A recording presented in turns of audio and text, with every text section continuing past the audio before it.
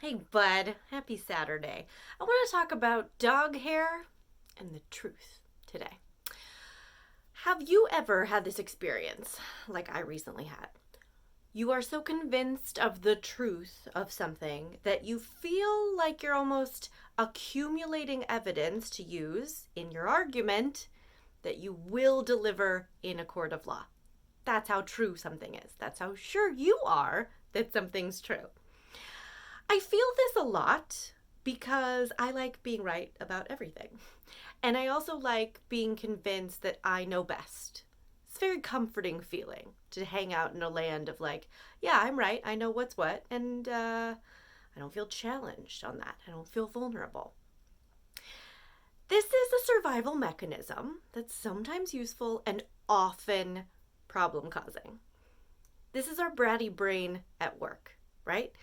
Laser focusing you and all of your resources, your time, energy, and attention on something that it is convinced is true.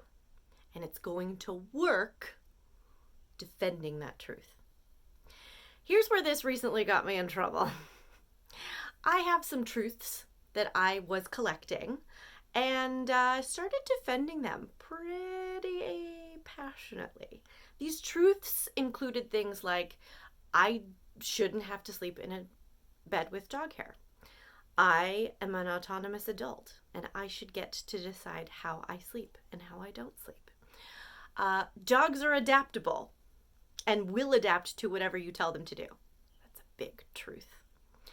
And my sleep should be more important than a dog's sleep. These are things that are just thoughts, right? They're just like opinions, judgments, assessments, preferences, desires, wishes, thoughts, right? But the more we practice thoughts and the more we believe thoughts and don't question them, the more they become truths, the more we make them into truths. So these were my chosen truths, consciously or subconsciously, right?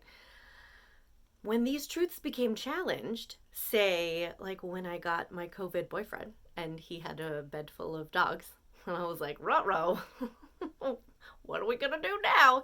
My bratty brain went to town defending these truths that all of a sudden felt challenged. It was like, oh, my worldview's being challenged. This is not in accordance with what is true and what should be. This is what you got to look out for because your bratty brain will stop at caring about the truth. It will want to sit down in the street and throw a tantrum about what is and isn't true so that you get to stay right. Being right is very important to your bratty brain, your animal brain. Unfortunately, feeling right so often comes with accompanying feelings that are just terrible. Like the feelings that I started feeling, which were resentful and disconnected and powerless. Not fun and not sustainable. This is where you got to help yourself out and let your big brain enter the conversation. The big human, higher thinking part of your brain. So if you've been feeling like this, if you've been hearing these voices in your head, like I did, defending the truths, readying your case for a court of law, just take a breath and let your big brain chime in on the conversation.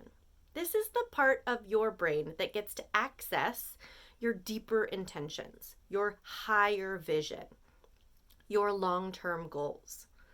This is the part of your brain that lets you feel a little happier, but the crappy thing is it comes at the expense of being completely right.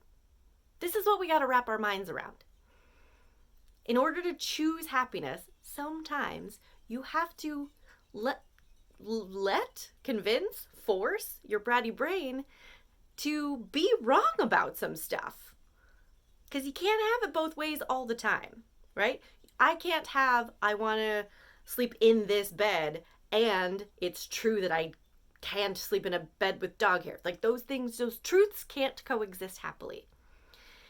And we're not really talking about like where there's room for compromise here. We're talking about the power that you have to decide your truths. And the opportunity you have to see what your bratty brain is defending that might not be in your best interest. You might have to let yourself be a little wrong about some stuff that you have a lot of practice believing is true in order to let yourself feel a little happier. Because it doesn't feel good to feel wrong, but it feels better to not feel all of those accompanying terrible feelings that so often come with us defending our truths, right? So this is just an invitation for you to question what truths your bratty brain is defending and let your big brain enter the conversation a little bit. Have a little bit of a say in what really matters, what's really worth your resources, and what truths you might want to choose. Like, I get to be happy in this situation, and we'll figure out a solution that works for everybody. But what's most important is not, I'm right about this thing. Save yourself a trip to court. I hope this helps. I hope I'm not the only one struggling with my bratty brain these days. And let me know if I can help you further. I'm running a mindset tune-up all the time now, so you can join the 5-day mindset tune-up and get access to our community where we talk about this and other mindset-y things every single week with free coaching. So if you're curious and you want to wrap your mind around some stuff so that you can feel better, even if it means not feeling right all the time, join us. It's free and it's fun. I'll talk to you soon. Bye.